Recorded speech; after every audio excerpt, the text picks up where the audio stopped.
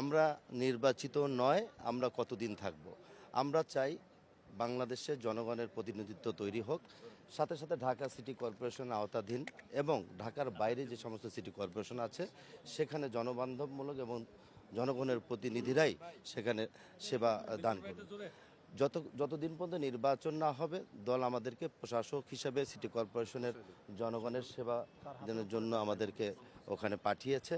আমরা চেষ্টা করব বাংলাদেশ সরকারের ভাবমূর্তি এবং মাননীয় প্রধানমন্ত্রী তিনি নগরবাসীর কাছে প্রতিশ্রুতিবদ্ধ, সেই প্রতিশ্রুতিবদ্ধগুলো আমরা বাস্তবায়ন করার জন্য আমরা চেষ্টা চালিয়ে যাব।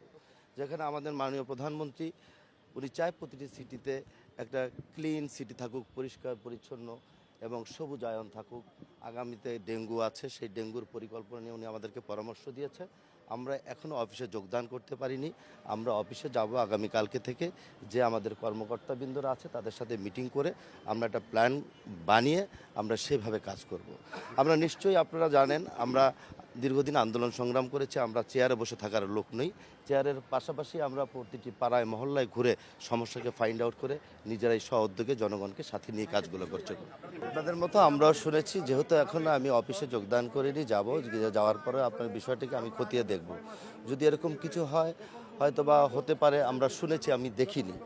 আমি যেহেতু একজন প্রশাসক হিসাবে ঢাকা উত্তর সিটি কর্পোরেশনের দায়িত্ব পালন করব, আমি সৎ এবং ন্যায় নিষ্ঠার সাথে করার চেষ্টা করব। আমি যদি কোনো ঘুষ না খাই আমার কোনো কর্মকর্তা সেখানে ঘুষ খেতে পারবে না। আমি নৈতিকতার জায়গা থেকে ঢাকা উত্তর সিটি কর্পোরেশনের ন্যায়পরায়ণ নীতির ভিত্তিতেই আমি কাজ করার চেষ্টা করব। কেউ যদি এগুলি করে থাকে, আমি আগেও বলেছি আমি অফিসে জয়েন করিনি, আনঅফিসিয়ালি আমি বলতে চাই, যদি কেউ এগুলি করে থাকে তার বিরুদ্ধে ব্যবস্থা গ্রহণ করা হবে।